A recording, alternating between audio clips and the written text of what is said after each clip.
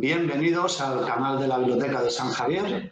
Hoy vamos a empezar una actividad que se llama Encuentros Digitales con Autores y empezamos con José Bocanegra, que está compartiendo pantalla conmigo. Buenos días o buenas noches cuando se ve este vídeo. Buenos días, José.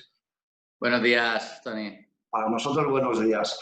Bueno, pues muchas gracias por empezar este ciclo de conferencias con autores. Tras de ti vendrá Eloy Moreno, vendrá Nieves Herrero y vendrá Nacho Montes por ahora, y iremos invitando a escritores y de vez en cuando iremos soltando estas conferencias, estas charlas informales en donde los escritores presentarán libros, pero también hablarán de ellos, y para crear un archivo digital en la nube dentro del canal de la Biblioteca de San Javier para promocionar escritores y también para crear una cierta memoria de escritores, de cultura, de libros, a la que se puede acceder siempre, ¿no? Después de decir estos palabras, que no tienen sentido. Oye, muchas gracias a vosotros porque sabes que a mí me hace mucha ilusión participar en cosas de San Javier. Estupendo, estupendo. Además, que ya te digo, esto son escritores de una gran talla y dentro de esos escritores, desde luego, estás tú. Porque no hace falta que te fiche Planeta, ¿verdad? Y tal, ni ninguno de estos y tal. Hay grandes músicos callejeros y hay grandísimos escritores y tal que no han publicado. En tu caso, bajo mi punto de vista, además de que somos amigos, te he leído y te leo. Creo que eres un grandísimo escritor en una editorial que será grande. Pero bueno, todo eso hablaremos en esta charla. Así que sí, que eso, ahora tocaría presentarte, ¿verdad? Pero yo prefiero que se presenten los propios escritores, las propias personas, porque saben más de ellos que yo. Entonces, me gustaría que dijeras a la gente y tal quién es José Bocanegra, quién es como escritor y quién es como persona, porque será un desdoble, ¿no? A lo mejor, como decía Pessoa, ¿no? En todos los escritores somos nosotros y nuestros heterónimos. Exacto, exacto. Pues de hecho, pues, mucha gente de San Javier se preguntará por qué el apellido Bocanegra, que es un heterónimo y a mí me gusta escribir bajo alias. Detrás del escritor, pues soy José, una persona de San Javier, nací en 1977 en San Javier, ahora vivo en Murcia y estoy dando clases de lengua y literatura en el Instituto Elcano, en Tentegorra, publico, estoy en el proyecto de La Marca Negra Ediciones, también a veces publico algún artículo de opinión en prensa, en el diario.es. Y bueno, parece que ahora a los 42 años pues estoy encontrando un sitio en la sociedad, pero eso ha sido difícil porque he manifestado desde joven una querencia muy fuerte por la vida bohemia. Entonces yo me reflejo mucho en ese dicho de San Agustín, Señor, concédeme la castidad, pero todavía no. Claro, hombre, aún te quedas, ¿no? Yo creo que a mí también. Por cierto, veo que eres devoto de una virgen que la vi ahí atrás en la pantalla. ¿Es un insecto o es una virgen? Es una virgen. ¿Qué es? Es la Virgen de Guadalupe, Ah, de cuando se podía viajar. ah. Bueno, viene un poco a colación también en el último libro que escribí, o el último texto que escribí, no es el que presento ahora. El que presento ahora, Vacas, es un texto que está reposado, lo cual creo que le viene muy bien al texto. Y posteriormente escribí un libro que aún está inédito, que se titula Zihuatanejo. Y bueno, fui a escribirlo lógicamente a Zihuatanejo. Entonces, pues me traje una Virgen de Guadalupe, que allí es típica. Tengo que decir que como me dijo un viejo allá por los años 90, y me identifico también con él en eso, nene, yo no creo en Dios, pero en la Virgen sí. Eso está muy bien. Me gusta la Virgen. Y la Virgen es bonita, la estatua esa. A mí también me gusta. A ver, vamos a centrarnos en la novela, ¿vale? Que hemos venido a hablar de ti, a hablar de literatura y también hablar de la novela Vacas. Y te voy a hacer una pregunta como si contaras una película en ese caso y tal. ¿Qué se cuenta en Vacas? Bien, Vacas, perdón, es un viaje a través del paisaje cantábrico, un viaje de carretera y entre una naturaleza con una presencia muy fuerte, donde realmente esa naturaleza es gran protagonista de la novela, pero es una novela también de personajes. Entonces, el viaje exterior es el viaje que hace Vincent a lo largo o atravesando el paisaje cantábrico y al encuentro de personajes que él se dedica a ofrecer su mano de obra a cambio de recibir el alojamiento. Entonces, así va alojándose en diferentes sitios y entablando relación con personajes. Y luego está el viaje interior y que a veces es hacia el pasado, bueno, episodios o visiones en forma de flashback que vienen a la cabeza del personaje. Y también hay un viaje al pasado que hacemos todos cuando contamos historias. Entonces, el contar historias es algo natural en el ser humano. Tú te encuentras con alguien y a poco que te pongas a hablar, ya te está contando una historia o tú a él. Entonces, esos personajes que Vincent se va encontrando, personajes muy abiertos o que acaban por abrirse y por revelar historias de su pasado, que a mí me parecen súper interesantes porque prosigue el viaje hacia atrás y sale del paisaje cantábrico a lugares tan dispares como puede ser el sur de España o la selva paraguaya o el Chaco. Entonces, pues bueno, aquí ocurre como... Me recuerda esto un poco las mil y una noches, ¿no? Hay un cuento con unos personajes y esos personajes dentro del cuento se juntan y se cuentan cuentos. O sea, y al final acaba siendo historias que se alojan dentro de otras historias. Por eso, una novela muy de personajes, de historias personales y también de naturaleza. Bueno, ya sabemos un poco de lo que va la novela y el título de la novela tiene un subtítulo, que es road novel, novela de carretera, ¿no? Que es todo un género. Yo leyendo la novela, que me diste un borrador, te acuerdas y tal, y me lo leí en PDF y tal, y eso, y me encantó hace ya tiempo. Pues bueno, cuando leí, cuando leo y tal, siempre tengo la manía de comparar con cosas que ya he leído, ¿no? En este caso a mí me pareció y tal, aunque son diferentes, pero tiene cierto espíritu de Kerouac, ¿no? En el camino. No sé por qué y tal, bueno, sí lo sé, porque tiene esa esencia y tal. Que ahora explicarás tú más adelante, esa esencia de ser el escritor, el protagonista disfrazado de la novela, ¿no? O sea, es una escritura honesta, en el sentido y tal de que el escritor se vuelca, está en la novela, ahora lo explicarás tú mejor, porque realmente estuviste en la novela, ¿no? Y tal. Solo quiero comentarte por qué eliges ese género de road novel. ¿Qué es la novela de carretera, la novela de viaje?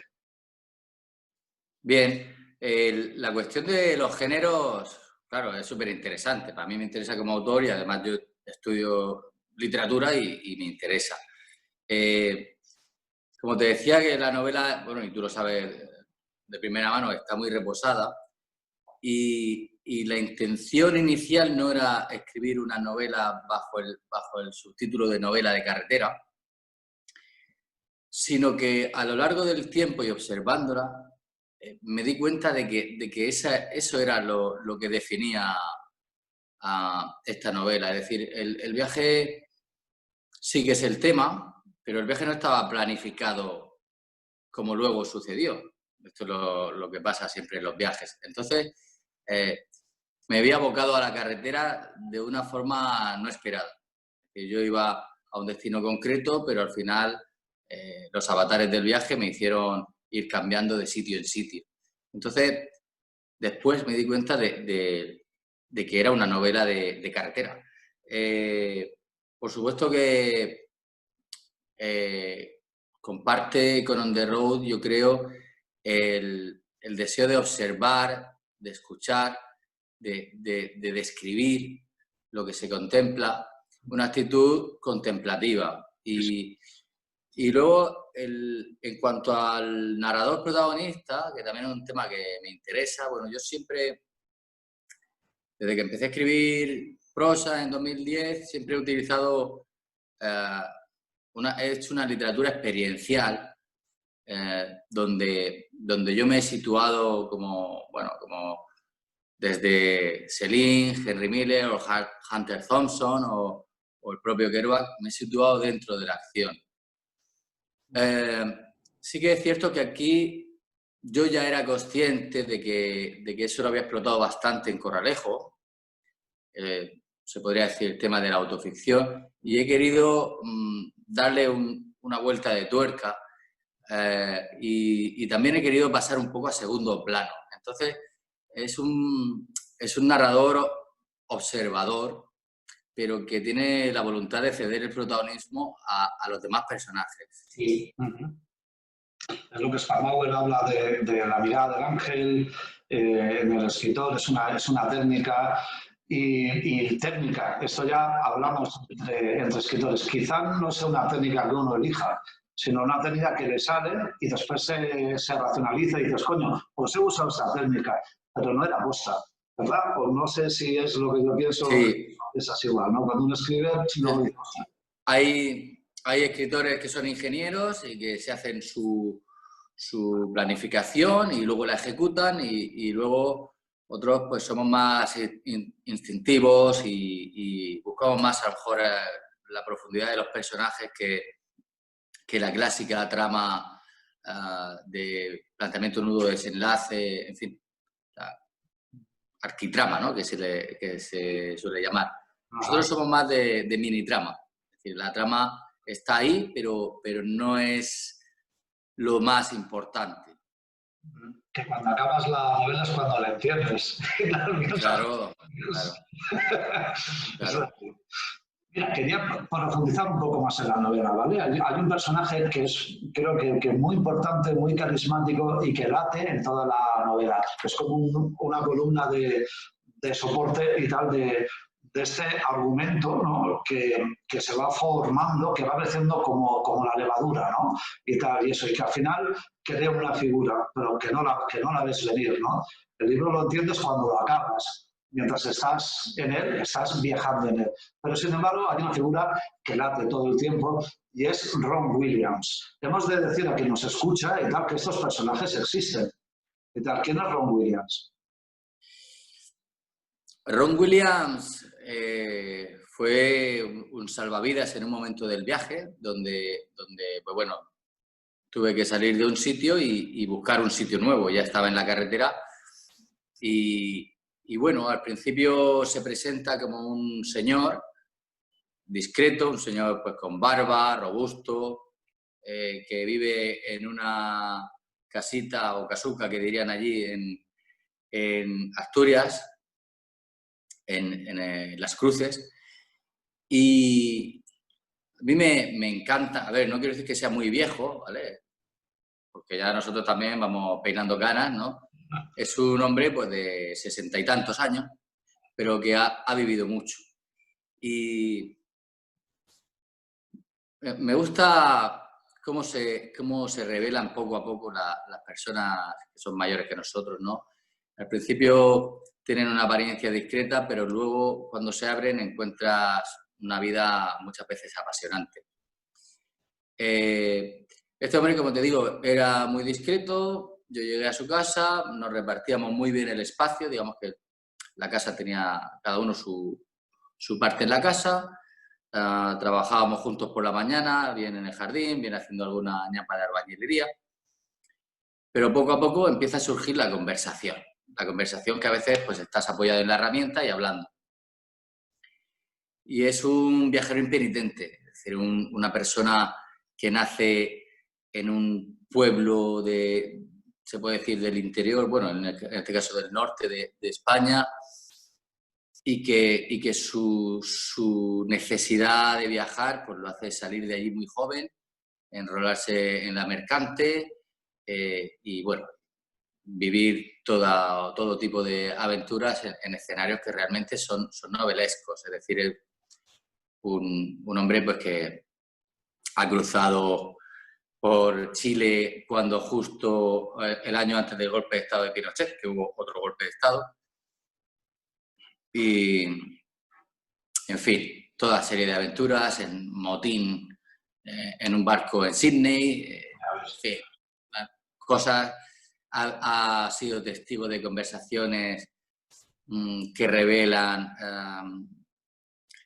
tratos importantes entre la DEA y los gerifaltes de Paraguay, que también ahí se organizó otro golpe de Estado apadrinado por los Estados Unidos. Bueno, todo eso, hay cosas que me contaba y que yo luego iba a los libros para verificar y decía, este momento histórico fue así y este tío estaba dentro.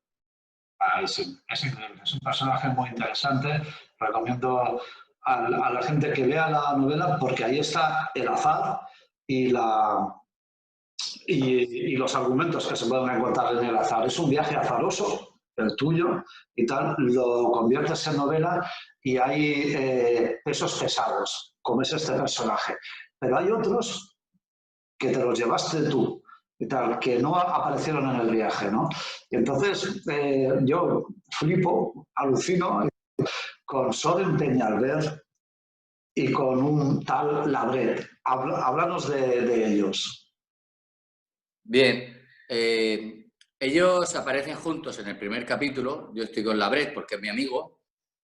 Y luego el libro, pues bueno, no quiero revelar, pero tiene una trama circular y entonces, pues digamos que enmarcan la otra historia. Pero no solo hacen de marco, porque al final pues también introduje capítulos a lo largo del libro y al final funcionan como dos subtramas que acompañan a la trama principal.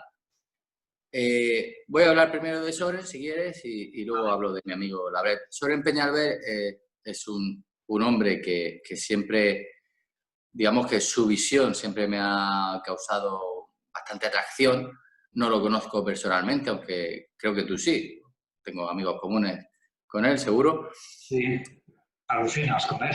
Con Soren es una máquina. Y bueno, también digo que no he hecho ningún intento por conocerlo porque mientras yo trabajaba en el libro no quería que hubiera una interferencia en ese aspecto.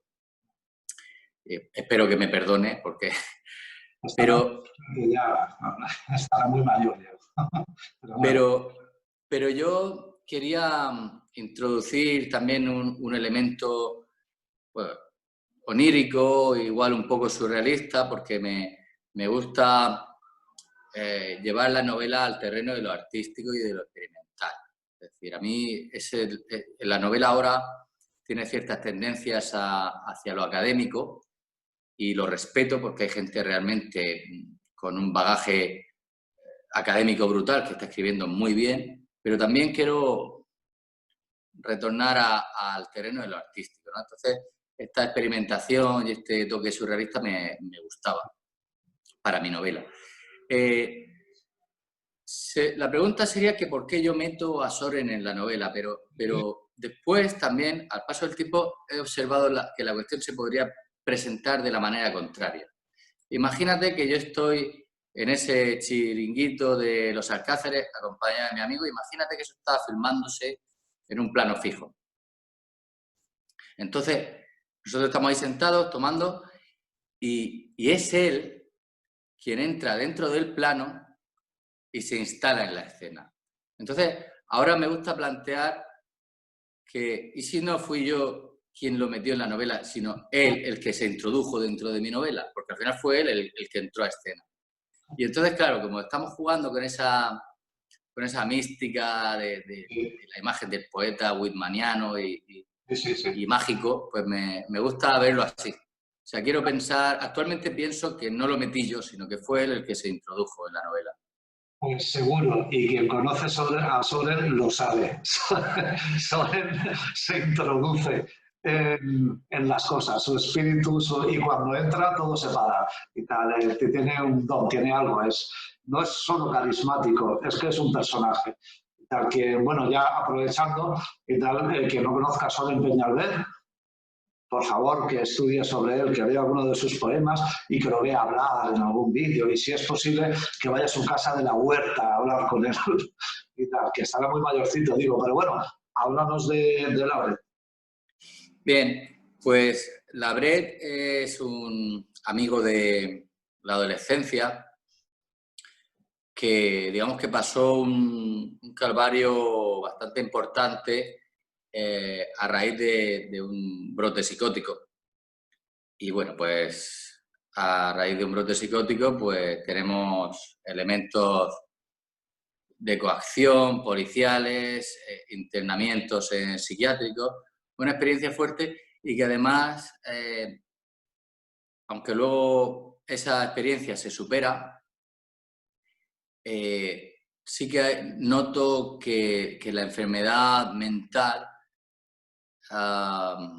sigue siendo objeto de rechazo por cierto segmento de la población, no pequeño.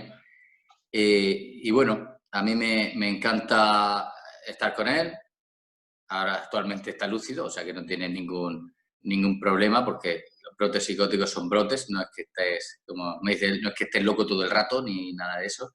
Y la medicina, la verdad es que avanza. Entonces, pues bueno, se toma su antipsicótico y funciona. Le gusta mucho escribir, siempre me enseña sus poesías y tal. Y la verdad es que en los últimos años pues desarrollé ahí tuve un reencuentro con él y bueno, me acompaña muy bien, porque como me dijo un amigo, me funciona muy bien un poco como alter ego en la novela. Ajá, sí, sí, sí. Esa es otra lectura, sí. Vamos a ir acabando la entrevista con las poquitas preguntas que nos quedan, pero yo quería, sin que nos extendamos mucho y tal, para aquellos que nos escuchen y que sean escritores y tal, el sentido de cómo se usa el tiempo, si es presente, pasado, futuro, y el sentido y tal de si se utiliza primera, segunda y tercera persona, que es muy, muy importante para una novela, como bien sabes. En esta novela utilizas y tal primera y tercera persona y el pasado. Alternativamente, pero sueles usar el pasado y tal. ¿Eso qué indica en tu novela y tal? ¿Por qué es ese diapasón de esa manera y tal? Bien, creo que hay algún fragmento que también utilizo la segunda. La segunda persona la estoy utilizando también y me gusta. A ver, como escritor, lo primero que tienes que evitar la monotonía, porque si vas a dar a alguien a leer tu texto, lo que no puedes hacer es aburrirlo. Entonces, ya esa sería una buena razón para utilizar perspectiva múltiple. En Corralejo y, bueno, en Historia de una persecución yo había utilizado una técnica en presente, primera persona y en presente, que se le suele llamar también técnica de cámara en mano, porque vas como retransmitiendo a tiempo presente, ¿no?, lo que ocurre. Da una sensación de inmediatez muy potente. En este caso, en Vacas, quise lo contrario de la inmediatez, quise tomar perspectiva. Entonces, para tomar perspectiva, mejor utilizar el tiempo pasado, ¿no?, porque ya estableces una distancia con los hechos, aunque yo estaba viviendo y escribiendo a la vez prácticamente. El uso de la primera persona, pues bueno, es como confesional, ¿no? O confidencial, pero el uso de la segunda es muy, muy intimista. Lo explotaron mucho en poesía Cernuda o Gil de Viedma y es muy potente.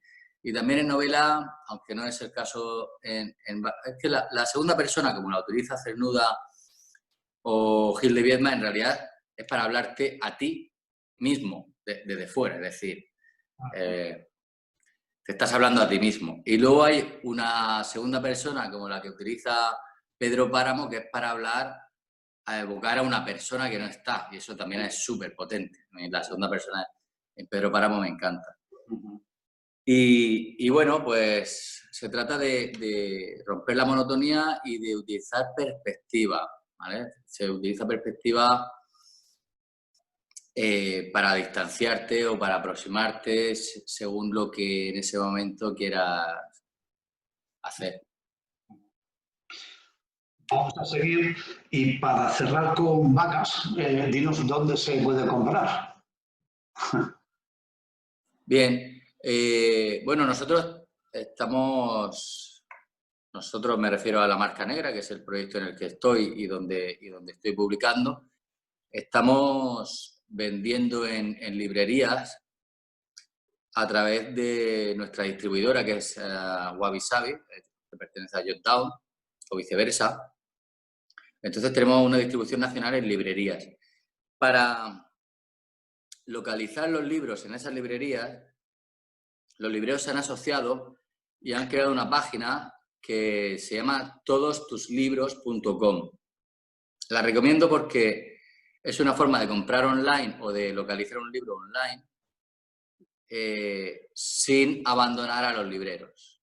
Ajá. Entonces tú te metes ahí, introduces un título o un autor y localizas en qué tiendas lo puedes encontrar. Muchas de esas tiendas también sirven online, es decir, que a lo mejor no tienes ninguna tienda al alcance de la mano, pero sí hay una que te sirve, que te lo manda por correo, aunque sea una librería. Sí, claro. Y luego también, pues en la página de Georgetown, pues se puede comprar directamente. Colgué enlaces en mi página josebocanegra.com, que sería lo más sencillo para localizar todo esto y es bien fácil, ¿eh? El que quiera el libro en 2 días lo tiene en su casa. Muy bien. Bueno, tu faceta como editor, que a mí yo, bueno, como la seguí y tal desde el principio y tal un poco porque nos pasó algo mágico, nos vimos en la calle, nos cruzamos, nos miramos y sabíamos de lo que íbamos a hablar, ¿verdad? Aquello fue, pues, eso, ¿no? Has construido una editorial y tal, con unos, bajo mi punto de vista, unos autores muy potentes, ¿no? Y tal, háblanos un poco de lo que tiene la Marca Negra Ediciones, algunos de los autores de la Marca Negra Ediciones. La verdad es que fíjate que hay una paradoja, ¿no? Porque yo no soy nada magufo, además me repelen esas historias en general, pero sí que confío mucho en el instinto o en la intuición. Me gusta igual llamarlo instinto, ¿no? Porque me conecta con nuestra parte animal. Sí. Y no sé, resuelvo que hay operaciones que la mente hace por nosotros. Es decir, no creo que la intuición sea algo estrictamente mágico, sino que simplemente nos aparece en la mente un razonamiento que se ha fabricado solo o se ha fabricado subconscientemente. Claro, cuando te encontré en la calle y quise decirte una cosa, tú ya sabías la cosa que te iba a decir. Y eso son operaciones que hacen nuestros cerebros que hay que reconocerles que para lo que sufren bastante hacen, ¿no? Yo empecé a publicar entendiendo que es muy difícil que te acojan en cualquier editorial porque hay una explosión creativa brutal, que eso a mí me parece bien, pero que comercialmente pierde el sentido. Entonces, pues yo empecé a publicar, pero entendí que era mejor tener un sello. Así creamos el sello de La Marca Negra, con Sergio y con Monpe, y bueno, lógicamente, pues recurrí, uno de los primeros autores fue Etayo, que es tu alias, donde El perro de Raskin, un libro que lo sigo leyendo y me sigue pareciendo maravilloso. También nuestro amigo Manuel Durán y yo, y estos fuimos los primeros que fueron publicados por La Marca Negra. Bueno, después vinieron Bouma, Santini Rose, José Parras Canuto, artistas que representan mucho la dirección que quiere llevar La Marca Negra, artistas plásticas o ilustradoras como Lola Marín y Mari Marín, la Mari Morena de Córdoba. tías con una personalidad impresionante y con un trabajo excelente. Y bueno, María Bontouceda, que la felicito hoy, que es su cumpleaños, que es una auténtica estrella. También otra estrella que ha nacido, o bueno, que ya ha nacido editorialmente, que es Jan J. Martí, que estos dos últimos, pues ella repite y él tripite, porque ha sacado una trilogía en un momento. Y bueno, nosotros ahora estamos enfocándonos al género narrativo. Estamos buscando definir la editorial, porque creo que al final la gente cuando ve una editorial, un sello, pues quiere reconocer algo que está definido, ¿no? Y que tiene un sentido concreto. Claro. Y bueno, sí que quería decir eso, que para mí supone el paso del yo al nosotras. Es decir, sigue siendo una primera persona, pero plural. Es decir, nosotros y nosotras estamos gestionando un proyecto que es independiente. Independiente para mí significa varias cosas. Significa que no cuenta con ayuda externa a nivel económico y tal, pero también significa o que no pertenece a una empresa gigante, tipo, pues ahora mismo ya sabes que las editoriales todas pertenecen a Planeta o a Random House. Una misma raíz, sí. Entonces, en ese sentido somos independientes, pero también independientes en crear un sello enfocado a la literatura, no a la literatura de entretenimiento, sino a la literatura pues, que tenga un punto disruptivo, que busque realizarse artísticamente. Bueno, vamos a acabar hablando del premio literario Aneboni, que se supone tal que se debería haber dado, ya se falló en su tiempo. No vamos a desvelar quién es el ganador. Yo intuyo que es muy potente. Y bueno, háblanos un poco de ese premio, que es un premio y tal que la Marca Negra lanzó de forma internacional, donde participaron escritores muy, muy buenos y novelas muy, muy buenas. Y yo creo que es un acierto y tal. Has tenido suerte con la gente que haya participado, y el ganador, que se desvelará, ahora nos dices cuándo, y tal, nos va a aportar una novela potentísima. No vale, bueno, tú sabes que lo es. Sí. Y que como jurado hemos tenido una experiencia brutal y hemos encontrado la pepita de oro que estábamos buscando. Sí. Que es difícil. Y bueno, no quiero que se vea como algo vanidoso el haber hecho un premio internacional, siendo nosotros un proyecto prácticamente local, pero abierto, ¿vale? Entonces, la cuestión de que fuera internacional era porque no queríamos restringir la participación. Esa era la cuestión, no restringir la participación. Entonces, el requisito era que la novela se presentara en castellano o en lengua cervantina, que me gusta a mí decir. Y resulta que el castellano pues, es un idioma internacional. Claro, claro. Y hemos tenido participantes, pues casi mitad y mitad entre nacionales e internacionales. Y ha aparecido la novela que hemos coincidido todos los miembros del jurado sí, en que era la mejor, sí, sí. que sin menosprecio de otras muy buenas novelas que se presentaron. Sí, sí, claro. La faena fue no poder presentarlo en abril, como se había previsto. Sí que ese día emitimos una nota para explicar pues que no procedía, hubiera sido una faena para el ganador, que su premio estuviera rodeado de incertidumbre y de una desconexión, confinamiento, en fin, todo lo que estamos viviendo. Entonces, hay ganador, hay novela ganadora y estamos muy contentos con el resultado porque lo que pretendemos es que este premio ayude a definir la editorial y nuestro camino literario. Claro. Y para mí lo representa. Es una novela muy disruptiva en cuanto a la forma. Es una novela con una estructura muy, muy personal. Es una novela donde el uso del lenguaje, del léxico, de la frase, todo es muy brillante.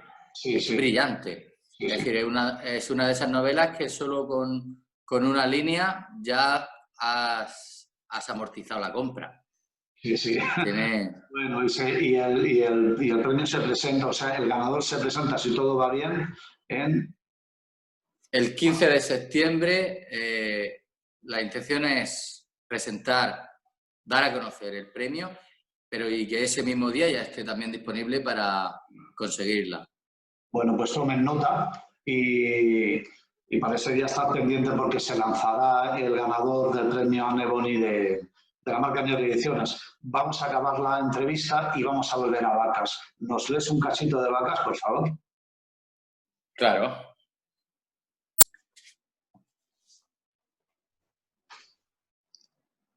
Largas conversaciones hacia el atardecer. Vino y marihuana. Personas que se desprenden de la reunión como pétalos. Regalo del bosque, la luna llena entre las ramas del más precioso silencio. Despedirse del rey en su místico reino. Caminar riendo de la hierba con ron por los caminos oscuros de la noche. Hay que catarla entera esa novela. Así que nada, muchas gracias por iniciar este ciclo. José, Pepe, mi amigo, y nos vemos por ahí fuera. Muchas gracias. Pues muchas gracias a vosotros, enhorabuena por el ciclo y por todo el trabajo cultural que se hace en San Javier, que es muy potente. Y contad siempre conmigo, por favor, porque para mí es un placer. Eso está hecho. Bueno, y a vosotros, a los que nos escucháis, seguid en el canal, darle a me gusta, que es lo que dicen los youtubers, más que nada para que os sigan el resto de recomendaciones y cosas que hacemos. Chao. Adiós.